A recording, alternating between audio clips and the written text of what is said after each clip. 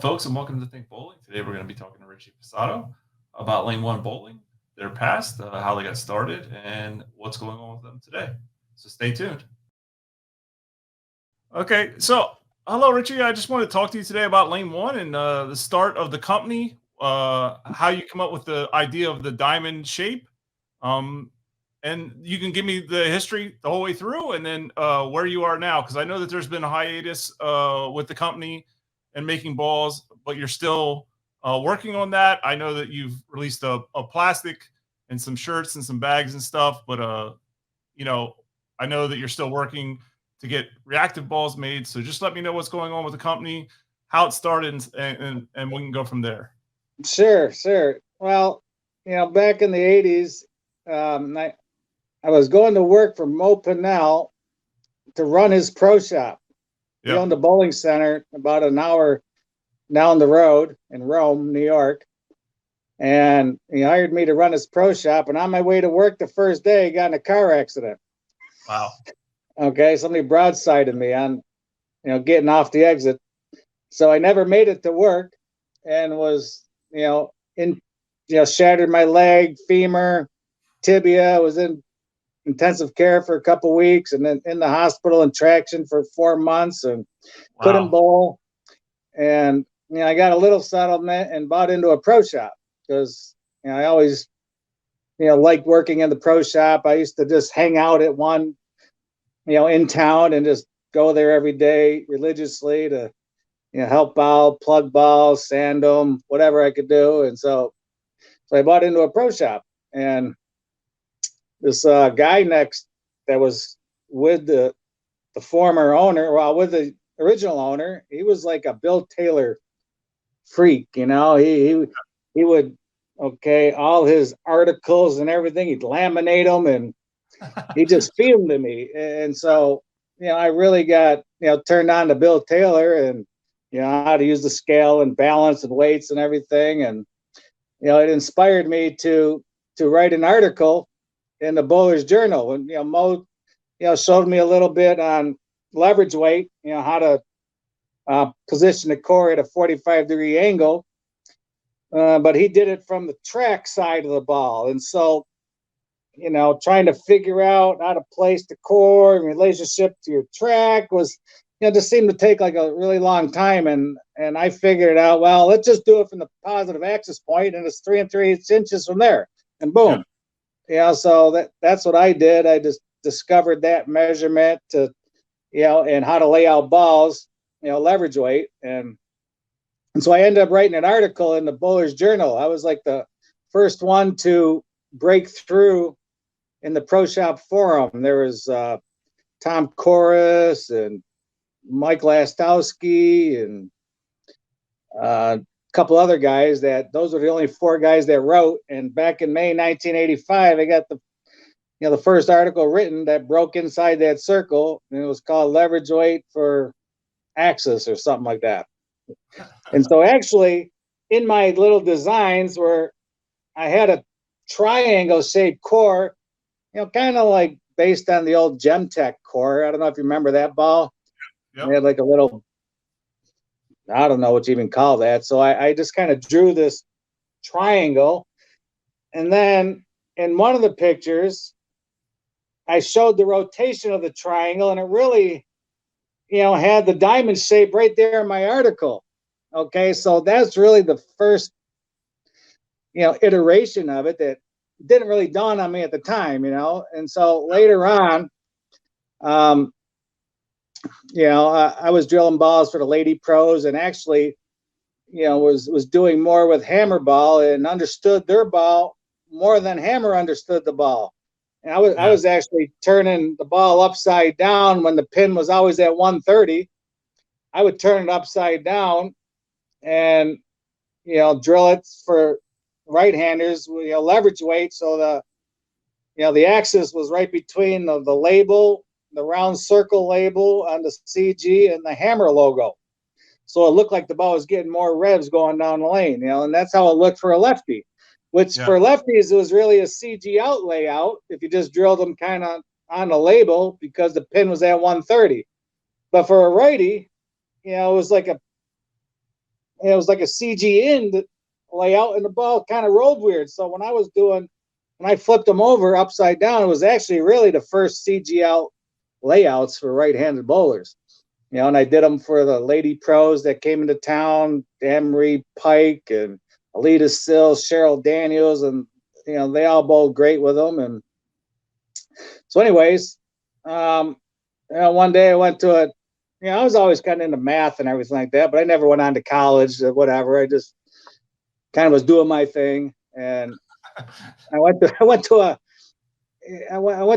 Pink Floyd laser light show at the Landmark Theater here in town, and it was awesome. And afterwards, I'm home, and I'm just staying this like laser light show on the floor, and I'm just like, trying to draw, the laser light show, and because it looks so cool. And so here I am, I got my ruler, and I'm drawing these lasers, and I don't know. And then one of the things I drew, and it's like I drew this diamond shape, and it's just like I'm looking at it, and it's like ding, like a light bulb went off my head, because I was doing so much with hammer, that had, that, dense core with the knobs on both ends, kind of look like, your toilet bowl float. Yeah. And so it just dawned on me, this diamond shape was like, this is the perfect shape for a weight block. It was like more dynamic than this hammer core. It was like more perfect. Yeah. And so, and so then I, talked to some people in town, and this guy was a mold maker that, I brought it to him, and he made me some core molds, to whatever. And I ended up pitching it to Columbia. I flew down there on my own dime to talk to them about it. And, I already had the gravity balance system out at that time. And, I'm saying, hey, this diamond shape, is, and I didn't really understand all the math behind it at the time. I just had that intuition that this is it. You could just tell by looking at something. I couldn't necessarily explain it all by the numbers, but I just knew. And so they were like, oh, yeah. And basically, I just wanted to, get a royalty per ball, like $5 per ball, like, maybe some other designers were getting at the time.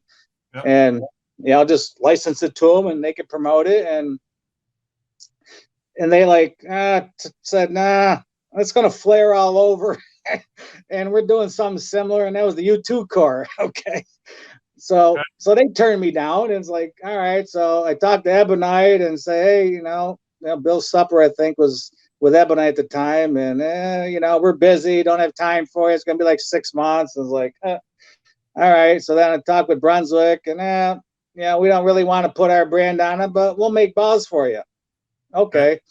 And so I was over in Paris at the time, running a pro shop there. I was, I think, maybe the first American that opened a pro shop overseas, and was there for 7 months and bowling tournaments. But anyways, I ended up getting test balls made from Columbia. They made me some test balls, and I think they made me a case of balls or 3 cases of balls. And what I did is I had them make the diamond core and 1 case of those, and then I took the diamond, I cut off a piece on the bottom to kind of make it look like a light bulb, right? Because those are popular at the time, the light bulb shape. So I took a piece off the bottom so it looked like a light bulb, but in a diamond form.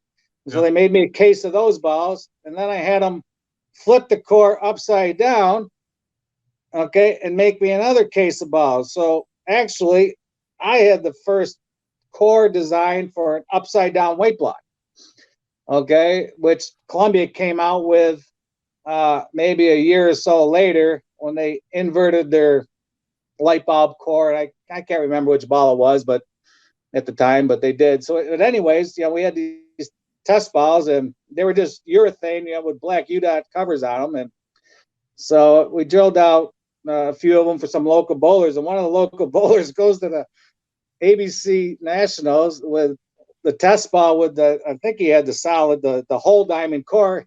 He ends up winning the singles. He shot an 801 series with a test ball. It had a Columbia Bud UDOT label on it. And there it was, the first ball, he goes out and wins an eagle with it. Yeah. and so that's kind of how it came about. And then resins started to come out, and Brunswick, they had a resin, so they, said, we'll make you balls. And I kind of pushed them. Well, I need the resin. You got to have the Purple Rhino Pro resin on it. And so, they made me some balls, and Rudy Revs and Bob Learn and Jeff Lizzie, they came up, to test the balls, and they reacted great, and they really liked it. And then I ended up, got a line of credit with Brunswick. I took on a partner. He got a line of credit. So I started the company with no cash, basically. Yeah. And we ordered like 1,000 balls and put them out on tour. And guys were killing them out there. It's like they were able to get inside deeper into the oil than they could with the Excaliburs, and the balls just rolled really smooth and true, and they were crushing them. Ricky Corona, he was loving it. Eugene McCune, they killed him out there. And so word of mouth just spread, and that's how things got started. So where did the name Lane1 come from, though? So Lane1, okay, I had a pro shop that was next to a bowling center here in Eastwood. The Eastwood Sports Center is a 16-lane center. And so the shop next door was called Lane 17. And that was the shop that I bought into. Yeah. Okay. The owner of the bowling center, he was actually the owner of the Syracuse Nationals basketball team. He's the one that invented the 24-second clock. Okay. So anyways, so then after a couple of years, the original owner, I split up with him because he wasn't really, doing much for the shop. He was playing around on tour whenever, and I was doing all the work. So then I got a space in another bowling center and decided to call it Lane Number 1, number 1 in bowling. Yeah. So that's how that name came about. Okay. And then you were with Brunswick for how many balls? How many balls did you have made through Brunswick? So Brunswick, I mean, I was with them for, since the beginning. 1992, December 1992 is when the original Black Buzzsaw came out. And so up until maybe 2005, 6, 7, maybe right in that area, it was all Brunswick. But we never really came out with a lot of balls, just, 1 or 2 a year. I mean, Brunswick, they didn't really allow me to do much designing with the core. They just, if they made a core mold, I couldn't really change it too much. They were slow, and so they're kind of holding me back there. But yeah, so I was with Brunswick a good 14 years, and things didn't end well with Brunswick. We were actually selling more balls than high performance balls than Brunswick at the time. We were selling like 20,000 high performance balls, and we had the highest priced balls in the industry. Yeah. And what had happened is that, we got sales reps here on the phone selling to pro shops. We're dealing direct with the pro shops. Because distributors, they just wanted to sell what's, people are bowling with on the PBA tour on Sunday. And, we didn't really go that route, and we couldn't afford to, really. Yep. So one of the customers in England calls us up. Says, this ball's not hooking. Don't know why. What's happening? So he cut the ball in half. Right? He cuts the ball in half and sends it to us. And normally the diamond or the pin is in the tip of our diamond, right, to signify that the center of the weight block. Yeah. Well, when he cut it in half, we saw that it was actually a pin-in ball, that they reworked the pin and re-drilled the hole to make it look like a pin-out ball. Wow. Right? So now just imagine that. You got a warehouse full of balls that you don't know how many of them are like this. Yeah. Right? That are bad. They're reworked to make it look like, pin out when they're really pin in. And, our sales reps, I mean, they feel bad now that they're going to sell them and they're going to ship balls that aren't really the right balls. And, how long has this been going on for? And I think the reason why it went on because, over a few years that, Brunswick maybe would build a batch of balls for us, and they would be like maybe high top weights or something like that, or all pin in balls. And so people want to pin out balls. So, you can't sell a pro shop pin in balls, but here, you just made me 300 pin in balls. So I can't sell those. So they cut me like a really good deal on it. And, that happened maybe 2, 3, 4 times that, they felt that, hey, we can't be selling balls to them for this low or something like that. So then they, tried to screw me. Yeah. And that's what happened. And so, left a bad taste in their mouth, and then they tried to sue us and blah, blah, blah. And they ended up having to take back all our inventory, and they were moving to Mexico. And they're saying, oh, well, we're going to have better prices for you, da, da, da. But they wouldn't tell me what the prices were. Yeah. And then Columbia made me an offer that I really couldn't refuse. And so I switched to Columbia right when Brunswick was moving to Mexico, which was bad publicity anyway. The company was, firing all their workers basically here in the States and moving overseas. So then, like I say, Columbia made a few balls, and I had a deal with them going, and they were to pay me like a signing bonus. I'm not going to say how much it was, but let's just say it was over six figures. And so about 4 months into it, 4 or 5 months into the deal, they ended up selling to Ebonite, and Ebonite didn't want to take my contract. Yep. So now I'm like freaking out, here's my whole life. I don't have a manufacturer, and and then the workers at Columbia, they ended up putting the plant back together. Ebonite, they didn't clean out all the equipment, and so they put the plant back together and started 900 Global. Yeah. Yep. And then they started making balls for me. Yep. So that's how that went. Okay. And then Storm takes over 900 Global, and that ends the relationship.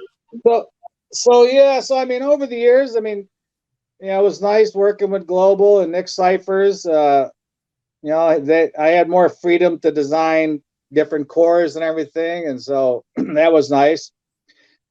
Although they're, maybe production or urethane resin quality wasn't up to snuff, and we were getting a lot of cracked balls. Yep. Yeah, where with Brunswick, I could count all the cracked balls on one hand.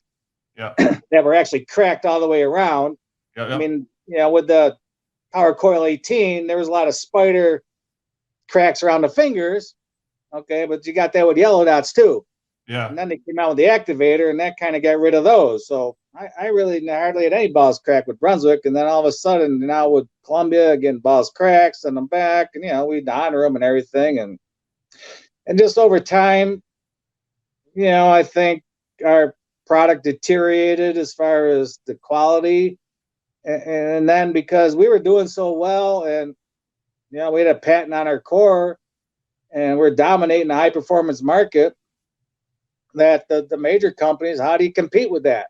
We're selling balls for more than you are, and selling lots of balls, and dealing direct with the pro shops. And so what they started doing is they started comping out balls to the pro shops, putting them on staff, getting them under contract. And here, we'll give you 8 balls a year. And so I'm saying to myself, geez, well, how am I going to compete with that? I got to outbid them now and give away all these balls. I can't do that. I don't even have my own manufacturing plant.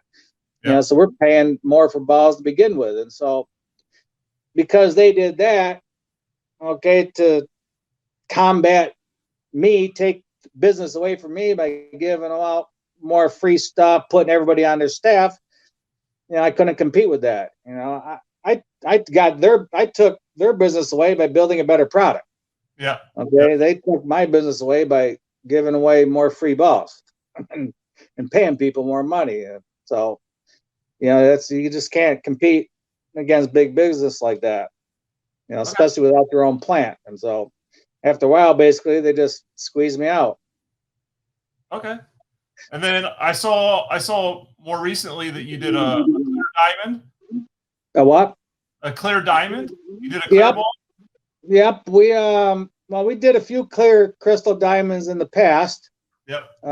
They were made overseas because pretty much all the clear stuff is made in Korea or China, and so but we did business and had a distributor over there that we became really good friends. He has the two brothers, and we became close, and they always just really looked up to me and respected me, and anything that they could do for me, they would do, and they said that they would make balls for me, and I didn't even have to pay them right away, and they made balls, and so now I kind of got back in the business a little bit. I just needed a break because I want to do things that are fun in life, and here the bowling industry and these manufacturers just beat me down, and after a while, it just you just need a break from it. Okay. And then I end up kind of putting together a nightclub. So what's the future hold for Lane1? So, well, I mean, I think we have the best scoring product on the market, okay, especially on normal house conditions, okay, where you got oil in the heads or oil in the middle, dry outside. You can't compete with our core. The diamond core is the optimum shape in the laws of physics, okay, and I had physics studies done back originally. My patent attorney, his son was a physics major at Syracuse University, and so he took the core and went through the calculations and determined that the moment of inertia was 20% greater than any other shape, round, square, rectangle, triangle, whatever. So basically we got 20% more horsepower in the diamond core. So if you put the same tires on the car and the chassis is the same weight and you got more horsepower, you got to get more strikes. That's just the way it works. It's the laws of physics. And so over the years, then we had another third party. This guy, he was actually a physics professor at Salisbury University, SU again, right? Initials SU. And he was a bowler, and he decided he was using our stuff and wanted to do a project for his students. They got involved in a project to determine, what the moment of inertia was, and he's got all these tests and formulas, and it's up on our website, as you can see his report. And so this is like maybe 15 years after my patent attorney's son did the calculation. He determined that it had 20% more energy than any other shape, and he determined that the moment of inertia formula was like, I want to say 3/5 mr squared, something like that, or 6/10, something like that. Yeah. Okay. And so he did it all by hand calculations, right? Well, here's the thing is that when these CAD programs that these other ball designers are using, they're like, oh no, you don't have 20% more inertia, This is the formula that they use in their programs, and it's really only half of 3/8 instead of 3/8, and it's 3/16. And well, what it was is that the diamond core shape is not a standard shape in the laws of physics. Okay, it's not like a circle or a triangle or a square. Okay, it's a derivative of one of the standard shapes. Okay, so the way it really boils down to is a round circle, a sphere, has a formula.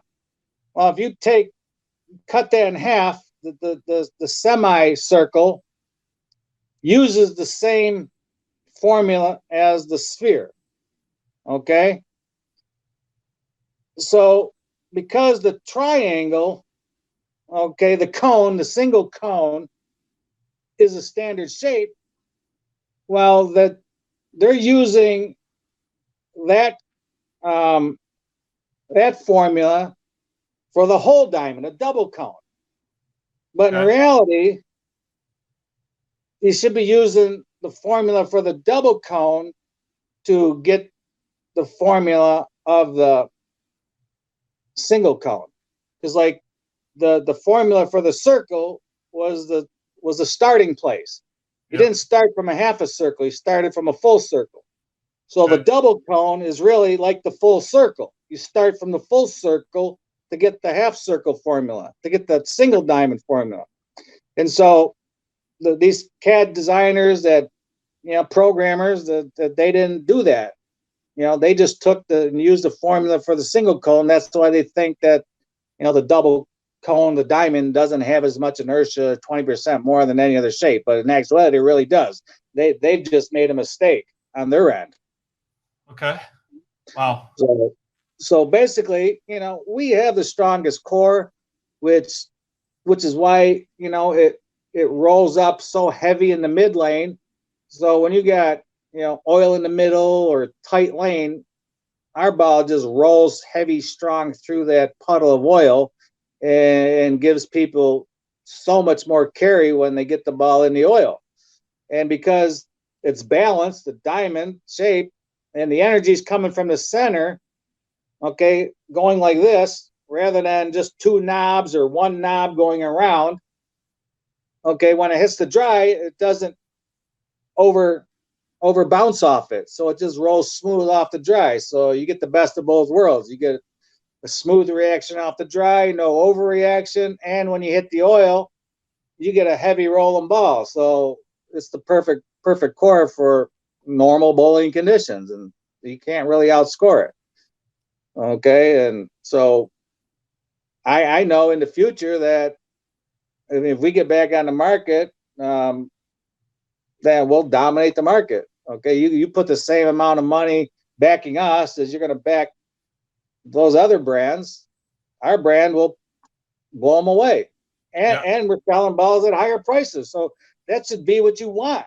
Yeah. But here's the problem: is that these other manufacturers, that because I designed this core and not them, I basically blew away their designers. So rather than embrace me and, hey, this guy created something great, that it's gonna it's gonna score better than any other shape, they all like, feeling like they got their butt hurt and they're, putting their tail, head between their tail, and don't want to deal with me like I'm a threat to them or something.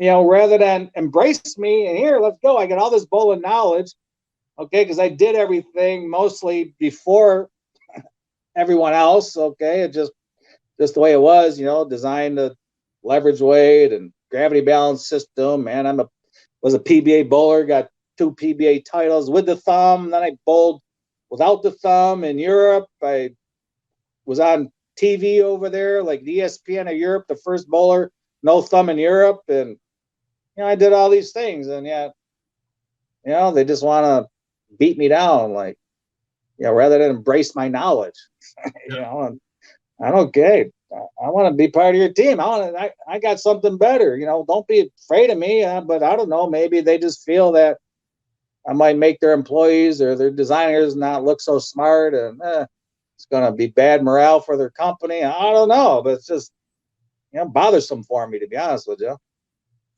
And I got a lot of ideas that, how to make this industry and how this sport really shape it up, to make it fair, make it fun, get more money into it. And, they just want to go the other direction. I just want to go opposite of what I say to do. Yeah. I came up with a standardized lane condition, just like Bill Taylor had an oilless lane. Okay, let's get rid of the oil. Though you can't complain about a bad shot. All right, you stop it. Okay, why are we playing games with lane conditions, oil? No, that's the problem. What if somebody starts dominating? You don't want him to dominate anymore. You don't want him to be a star. You got to change it up and give people a chance to win. I mean, that's what they do basically. is they cheat. No, let's standardize the oil, put the shot down in every house, just like it was back in the short oil days, basically in the late 80s. Now everybody bowls. You got the same shot in the league, same shot on tour. Well, if you average 230 in league, you go out on tour, average 230. You average the same in league and tour.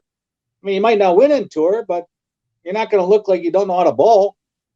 Like when bowlers go out there now that average 230 in league and average like 180 on tour, look, how's that promoting bowling? And now the more leagues you bowl, okay, it's going to be more practice for tour. So it's going to be beneficial, for the bowling centers that, hey, the more leagues you bowl, the better you're going to get. So come bowl our leagues. Right now, you bowl leagues, now you can bowl PBA Tour, or you go out and bowl tournaments. Right now, you bowl leagues and you go to bowl a tournament, shot's totally different. People don't even want to go bowl, your league bowlers, because they think they can't compete in tournaments or on the PBA. So, that they're killing themselves, basically.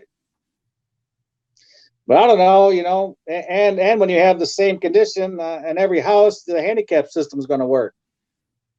And then if one house is kind of getting a lot of high scores, well, there's some cheating going on, because it doesn't make sense how you're getting all those high scores. There's nobody else is getting them but you. You know what I'm saying? So just think, if every house had the same shot down, you can run a tournament across every state. How many entries you can get, okay, and the prize funds that can be generated. Now you can really start to earn money and build up the sport and create a lot of excitement, and by using the same lane condition. You can't do that with different lane conditions. You can't run a tournament, a weekly tournament, virtual tournament, let's just call it. You can't do it with multiple conditions. Everybody has to have the same condition. So put the same condition down. So now everybody's bowling the same condition. Now, okay, I'll enter this tournament. You can enter right through your league. Yeah.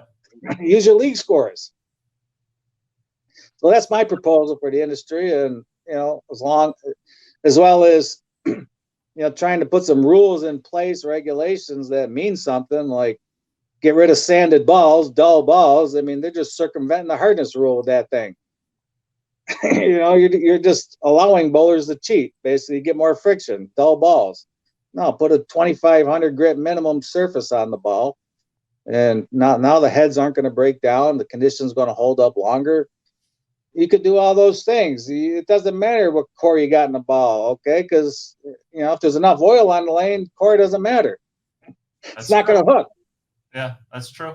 They want to complain about the ball cores. Well, no, it's the lane condition, it's the friction. Because you put a core in a plastic ball, what's it going to do? It ain't going to do nothing on oil. All right, well, it's not the core, it's the friction. Yeah. And when you get the right combination, now they'll both come into play, but it really starts with friction. And we had that one condition basically in the late 80s with short oil, and every house played the same. I used to bowl 3 different leagues, 3 different houses. I used to use the same weights in all my balls. I had 2-piece balls, 3-piece balls, and I used to use thumb inside. And I could put my foot on 29 and just float the ball out between the second and third arrow and average 224 to 226, all 3 houses. Didn't matter. It was the same. And, bowled PBA regionals, same thing. And won 2 out of 3 regionals, 3 weeks in a row. And then they came out with the rule that, the vacuum strippers came out. And so then they came out with a rule, rather than strip that say, oh, you got to strip evenly all the way across. Any distance is fine. No, they said you got to strip back to the oil line. So now you have 36 feet of bone dry. Well, what are you going to do with that if you're a good bowler? And so that kind of killed the short oil. Was the USBC rule, ABC rule. You got to strip back to the oil line. So again, they ruined it. Yeah, I don't. That's just, I'm not aware of that one, but sure. Yeah, that's what happened with short oil, because short oil was there for like 2 years, and then the vacuum strippers came out, and they said you had to strip to the oil line, and all of a sudden lanes are too dry, can't keep the ball off the nose for the good bowlers, but it helped the freaking bums. All of a sudden, the bums are out averaging the good bowlers. And that's what happened. So then, okay, right after that, they came out with the mega buck tournaments. So rather than put down a good shot, what'd they do? They made them tough, put out a crappy shot. So then, for however long the mega buck tournaments were in the early 90s, oh yeah, the lanes are tough. You got to be a good bowler at the ball in tough conditions. No, you got to be a freaking, you have to have a crappy release to keep the ball from hooking on a crappy condition. All right, and so they did that because they thought that if you have lower scoring, that people think they got more of a chance to make the finals, and so that's the mentality they had. And after a while, so then for 5, 6, 7, 8, 10 years, people got used to bowling on tough conditions, and they thought this is the way bowling should be for the top level bowlers.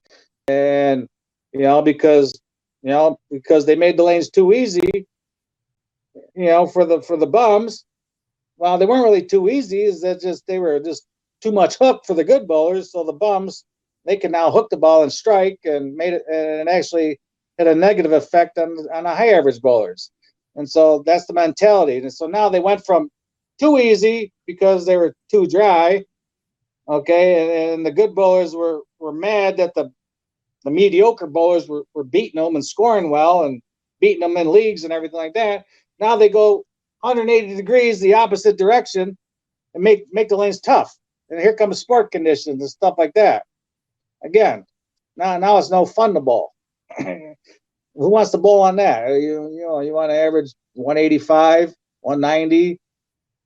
Middles are hooking, the outsides are hanging, and you got different condition on the flick of a light switch. Oh yeah, we got like 150 lane conditions now. Everybody's a lane man, dictating how people should bowl. So there's that. All right. So I mean, I think that's an overall history there of Lane 1, correct? I mean, that's point. History about the company for the most part. I mean, that's I didn't go into too much details about all the different balls we had, breakthrough designs that I came up with for ball manufacturing. Well, I mean, I did tell you that I had basically the first inverted core. Okay, and then Brunswick was making our balls, and when we had our first balls made, okay, my core, they said, wasn't big enough to make a 16-pound ball. All right, so I made a bigger core for a 16-pound ball. But we used the same core, the smaller cores, and the lighter weight balls. So basically, I was the first company to put smaller cores in the lighter weight balls. I didn't promote it at the time. I just knew that the lighter weight ball would be better. And then a year after that, Brunswick comes out with the Quantum, smaller cores and the lighter weight balls. So they're taking my ideas again. So then after they did that,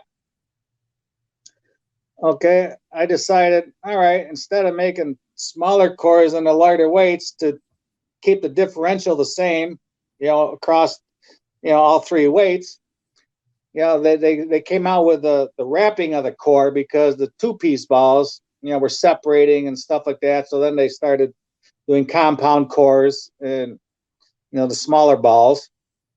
And so what I decided to do is, okay, I'll just take a 16-pound ball core, and instead of taking a pound out of the core to make a 15 and a pound out of another pound to make a 14, and you're losing all your dynamics, let's just use the same 16-pound ball or same 16-pound ball core and take a pound out of the wrapping or 2 pounds out of the wrapping. So our 14-pound balls had the same size and weight core as a 16-pound, and so the dynamics actually went up.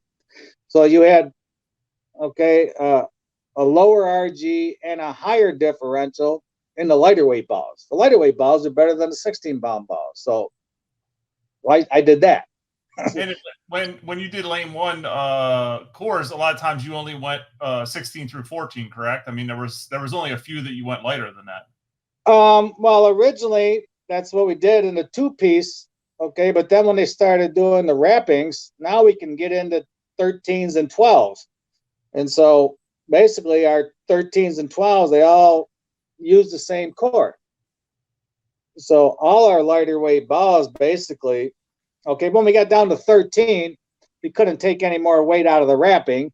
So then we took a pound out of the core to make a 13-pound ball, and then had to take another 2 pounds out to make 12. But these balls still had way more dynamics than the standard 12 and 13-pound ball, the other companies are making. And if you look at them now, even, to this day, that the 12 and 13 pounders, they have a different shaped core in them, than the 14s, 15s, and 16s. Yeah. But so we were always, hey, the lighter weight balls, we always had the best lighter weight balls on the market. Okay. So there's a lot of technology that I created that's being used, by all these manufacturers that, I don't get any recognition for, but these are the things that I've done behind the scene that really, has changed, ball manufacturing. And not only that, I was the first one to put the pin at 12 o'clock on the ball, because originally the pin was always at 1:30. When Hammer came out with the 2-piece ball, they're all at 1:30. So if you drill them kind of on the label, lefties and righties, they would roll different, because for a lefty, it'd be CG out. And for a righty, it'd be a CG in with a pin out. And it kind of loped and didn't roll quite the same. And so I can't remember which ball I first did it on, but I said, hey, let's put the pin at 12 o'clock, to CG, at 6 o'clock or whatever in the center. And now when you drill them on the label left and right, they're going to be exactly the same. Yeah. Well, that's standard in the industry now too. But I was the first one to do it. Originally, when I saw that on Lane1 balls, I thought it was due to the diamond. I thought that the pin was supposed to be like in line with the diamond tip. You know what I mean? Well, yeah, it's supposed to be in line with the diamond tip. And, originally when I first came out with it, they were pretty much all pin in balls. I mean, back then in the early 90s, the pin out was a second. Yeah. When I was dealing with hammers back in the early 80s and stuff, that we were running I didn't run it, but they were doing a women's pro tournament. Don Gates was the promoter. He used to bring the women to town, and used to do a lot of pro-ams, and they give out balls, and I brokered a deal with Hammer to use their ball, take all their seconds, and basically all their seconds were pin out balls. I was selling more hammers, than any pro shop around. I put them on the map, and drilled them all for the lady pros, and even when I designed a 3 3/8 leverage weight, a measurement, and how to lay out a leverage weight ball in like 5 minutes, I went out on a tour, and like in Buffalo, and started mapping out balls for the pros, Tony Cariello, Randy Peterson, stuff like that. And there was no ball reps at that time. Bill Hall was still drilling on the truck, and Larry, I think, would drill too, and there was no ball reps. Well, I was kind of like repping their product, repping Hammer, and laying out these leverage weight balls. And Larry pulls me aside. I'm like 21 years old here. I'm still got a cast on my leg, I think. And said, oh, if you don't tell, we know how to do leverage weight, but it takes us like 40 minutes, and we know how to do it in 5 minutes. If you don't tell us how to do it, you can't come on the truck anymore. So I told him how to do it. Okay, and never got any credit for it. And okay, there you go. So then a few years later, before I came out with the buzzsaw, I was hired to work the Brunswick booth. Doug Heim hired me to come drill. And at that time, Brunswick was really not known for much technical knowledge, and they pretty much, the Brunswick clientele was just your average league bowler, and all the top bowlers would be going to some of the other booths, Hammer booth or whatever. And so when I got there, they came out with the Phantom ball. Now, that ball was on tour for like 7 weeks, and the staff, they hated it. 7 weeks the ball was out there, they gave out hundreds upon hundreds of bowling balls, and it only made the show one time in 7 weeks. And so going into the Brunswick booth, this was their main ball. So the tournament was in Toledo that year, which was I think the National Touring Players Championship or something like that was in Toledo at the time. And so I was drilling balls for Doug Heim's team, national team, with Mike Newman and all these guys, Bob Learn. And so I watched a video. Brunswick had a video, and I studied it, and they had like 4 layouts, and like they're all like negative weight and whatever. It's how you position the ring, and like I say, the ball's like, to me, when I looked at it, it looks like the balls are all negative weight. They died, they puked or whatever. So I designed 4 new drillings for it, and I twisted the ring like 90 degrees. Okay, and then had an axis weight one, a leverage weight one, then like a 45-degree twist, and blah, blah, blah. So I started drilling the balls like that, which was off the manufacturer's sheet that everybody hated the ball. Yeah. And so Bob Learn was on the team, and he was kind of throwing a lot of track stuff at the time. And I drilled him a ball, an axis weight ball, and he started out and used the track ball the first game, shot 180 something. Well, then he switched to the ball that I drilled him, averaged 250 the next 7 games, took the lead in the all events, and I think he ended up finishing second. Okay, but if he would have started with my ball, he'd have won the all events that year. Okay, and then some of the other balls. So then, now the Pro Tour was coming to Toledo, and so I scheduled a meeting with I can't remember the guy's name. Bill Wasserberg was there, but there was another higher up, and so anyways, I drove up, met with him in a hotel room, and talked to him about these 4 new drillings and blah, blah, blah. And guys are bowling good with them. And they said, okay, well, we're going to send all our staff over to the booth and drill them all a case of balls. Mark Roth and Randy Peterson and Amuleto Monticelli, Mark Williams. They're here. So now all the pros are coming to the booth. Well, the pros never came to the Brunswick booth before. Okay, so I'm drilling all these balls for these guys. And Mark Roth, he's got a toe for a thumb, big toe, and whatever. And so that week, a few people made the top 24 with these Phantoms that they couldn't even give out a comp the week before because they just wanted nothing to do with the ball. And so, they liked the way they rolled. A few people made the finals. The very next week, Amuleto wins with the ball that I drilled him. And Gene Carter, he actually copied a ball George Branham finished 3rd with a ball that he copied off of Gene Carter, who I drilled the ball for. So basically, in 1 week, I had the ball win and finish 3rd. Okay, with a ball that was just dead. So I kind of basically revived that whole ball, Phantom. And then Larry Lichstein, he wanted me to tell him how to drill the balls for the tour. And basically, I was reluctant to tell him anything based off I didn't get any credit the last time. Okay, but Johnny Petraglia, okay, he wanted me to do it, so I did it for him. And so I told him how to drill it. And so, again, the next week, I got an article in the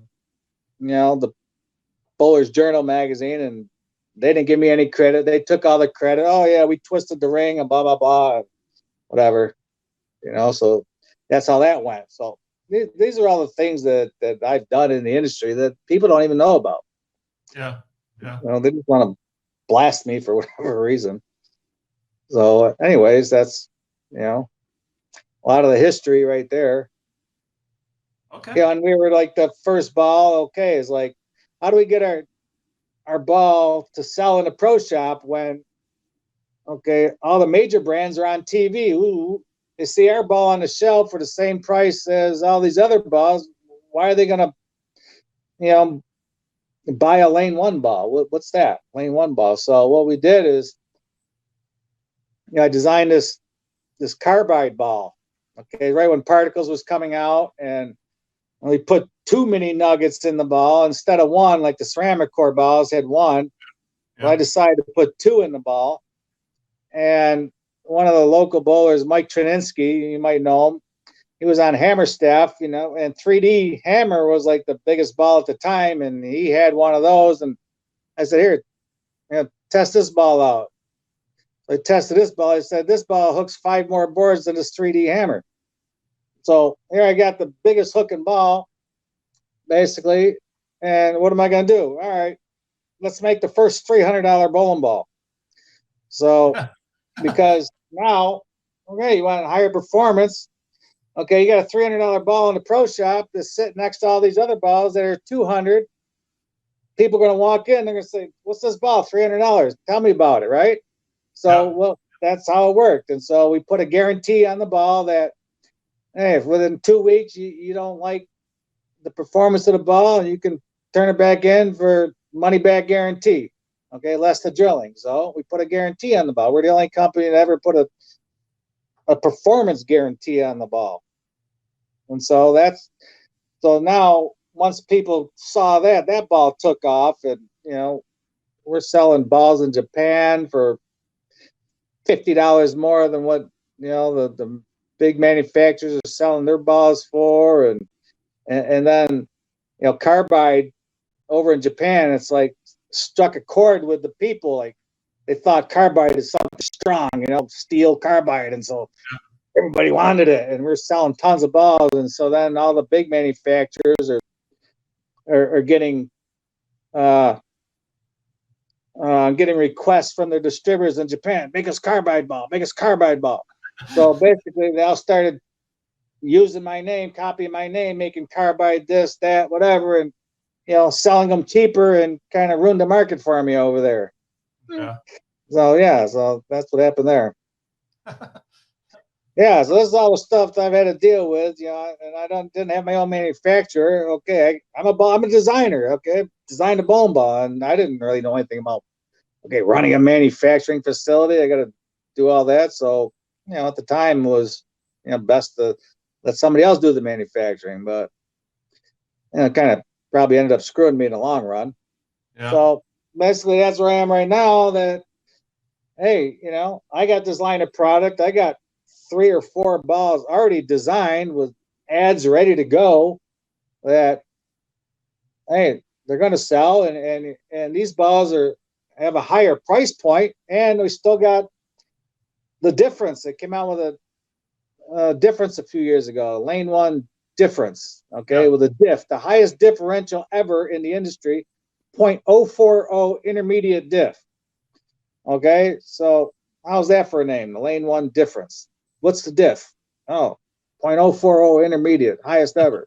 All right, $349. That's the retail price. So if you're a manufacturer, why are you spending PBA registration fees, okay, selling urethane balls, or getting these guys on TV rolling urethane, when you can have them rolling $350 balls? So don't you want to sell $350 balls? You want to sell $120 balls? Yeah, $150 balls. So, you know, why don't you embrace my brand? Here's what I'm doing. I'm able to sell balls for a higher price than you guys. Isn't that what you want? Sell balls at higher prices? And I just don't get it. You know, they're like, I don't know, they're scared of me, or they don't want me to make money. I don't know. They don't want to give me the credit I'm due, something. Yeah. You know, but yeah, I don't know. So that's where I'm at. I don't know either. Somebody wants to, you know, take over the brand, okay, and work out some sort of royalty deal. Let's go. There you go. You know, the balls are going to sell, and they're going to, you know, promote these balls, promote higher price balls on the PBA tour, not lower price balls. Spend your money on a brand that, you know, gonna command higher prices. That's going to give you better bang for your buck for advertising dollars. Selling balls for, you know, higher prices. Yep. So, well, that's that. So, anyways, well, geez, an hour's up already. All right. Well, thank you for your time. I'm Yeah, glad. no, hey, That's I wonderful about appreciate you giving me a holler. I mean, that was kind of unexpected out of the blue, and yeah, I really appreciate it.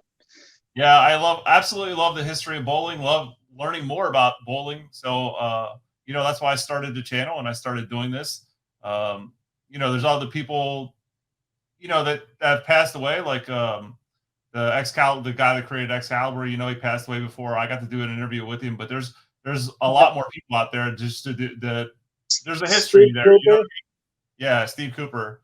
Yeah, Yeah. and there's so many people that have been in the industry and have history in the industry that I want to talk to that are around, because it's so secretive sometimes.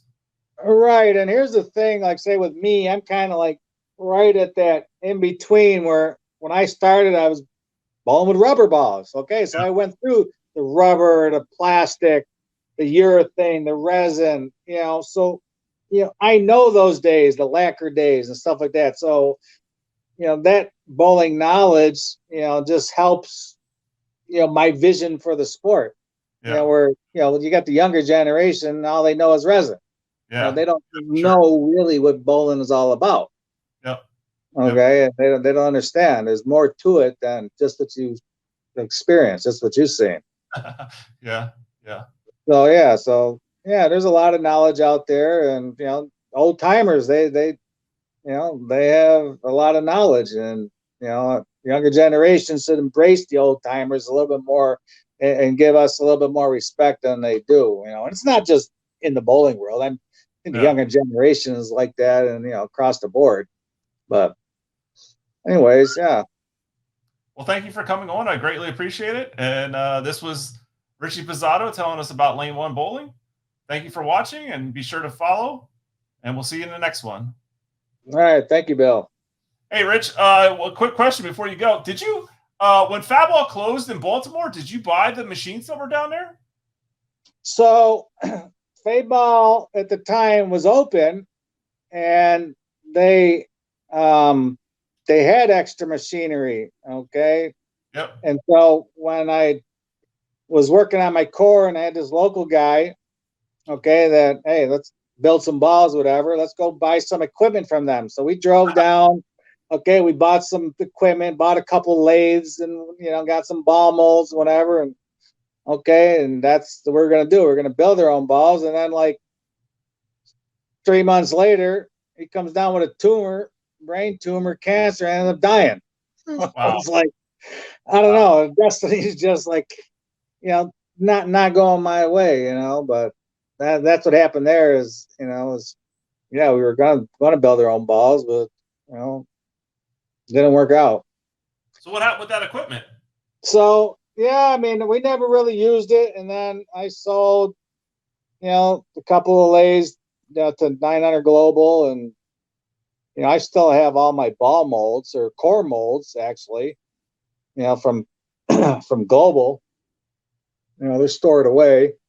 Um, as far as like I say, the equipment, I just didn't have a lot of equipment, but that got sold and whatever over the years, and Okay. yeah, I was just so now I'm just focused on ball design, and I'm a little bit more of an artist Yeah. versus an engineering mind. I can see things that they can't see, and because they're kind of confined to what they know, right? Confined to what they're taught. So my mind's way more open. It's funny too, Even because like it's more of a manufacturing mindset. It's not, they're going to manufacture what isn't going to fail. As far as like they don't want to have a run of 4.5 ounce top weight balls, or they don't want to have a run of pin in balls. You know what I mean? Like they're going to manufacture the ones that are easy to make and have good balls. They're not willing to take the right, chance. and keep the cost down and everything like that. So they think that, oh yeah, the lowest price is, going to make them more sales. Well, no, it's not the lowest price. You can have more expensive price and Yeah, people buy it. yeah. Okay, if the quality's there, the performance is there. So you don't need to always have the lowest price. And so, The that's crazy where I thing kind of come from. Is it's like, I don't mind. Okay, if it costs a little bit more, I can sell it. You just got yeah, to Okay, promote it that way. It's a better. Here's the reason. Here's the story behind it. Here's the technology behind it. You know, Yeah, and if you're not lying to people, and you can really back it up, which is what we did with these physics studies that was on our website, so anybody can look it up. I mean, everything we said we can back up, and that's how we go about it. yeah, Just build a better product and okay, charge for it. yeah, People don't have a problem paying for it as long as they feel they're getting their money's worth. If their average is going up or they bowled their first 300, their highest series 800, well, are they going to complain about the price? No, they're going to want more. yeah, And that's what really happened is when we first came out with the balls. This is a true story. I mean, I had a pro shop here in town, and I was in Europe at the time. But our first shipment came in. The guy that was running our shop, he was, he drilled out the first balls for customers. And the very first person that came and bought a buzzsaw, a black buzzsaw, he was a lefty. He went out within a month, bowled the first 300 with it. Okay. And it was his first 300. So it's not like, okay, here's some guy that bowls 300 all the time and, yep, he bowled 300 with it. But here's the first 300, the first person to ever buy the ball. And it was his first 300. yeah, And just stories like that just happen across the board. Okay. I did actually a totaled up the 300 games for that year in our association here in Syracuse. Okay, 300s and 800s, by Brunswick or Ebonite, turbos, balls, or purple rhinos, and it came out that we had like almost the same amount of 300s or 800s these other companies and these other brands, and we sold way less balls than these other brands. yeah. So basically, our balls, there it is right there. You're going to get a higher percentage of 300s. You're going to bowl 20%, higher scores or whatever, and that's all there. It's the laws of physics. You can't argue with it. Yeah. And that's how it was. And that's what I do is I just try to create a better product. And me running the day to day, that's the hardest part. I don't. I'm a designer and want my mind free to. Okay, thoughts come into my head. Okay, that Yeah. you got to capitalize on a moment. Okay, when we came out, when the Gulf War was coming out, right? You got Bin Laden and da da da. So I kind of designed a core, put a flip block on it. It looked like a bomb that was come out of the sky. And so I named the ball the bomb. And then we created this ad. Okay, that here's this bomb being dropped out of a plane going into a cave, and here's this Bin Laden, and we made T-shirts, and all those things. It's all about integrity and tying it all together to marketing so it works. You got the name of the ball, okay, the core design, the shape of the core, resembles the name of the ball, and those are the things that I think makes a big difference in name recognition, marketing, and how it resonates with people. Yeah.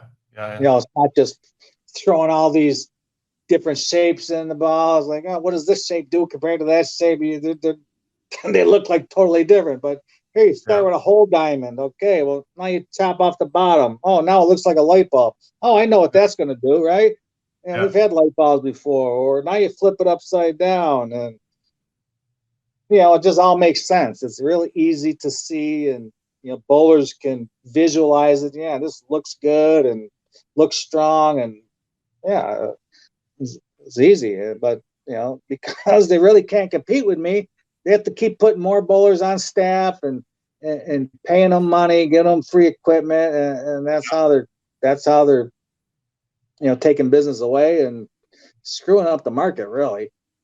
Yeah. But anyways, I enjoyed myself here, and you call me again anytime. I'd be happy to come on, and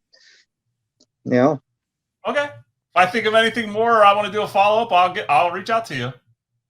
All right, Bill. All right. Have a good day. All right. Yep. Thank you. All right. Bye bye. Bye bye.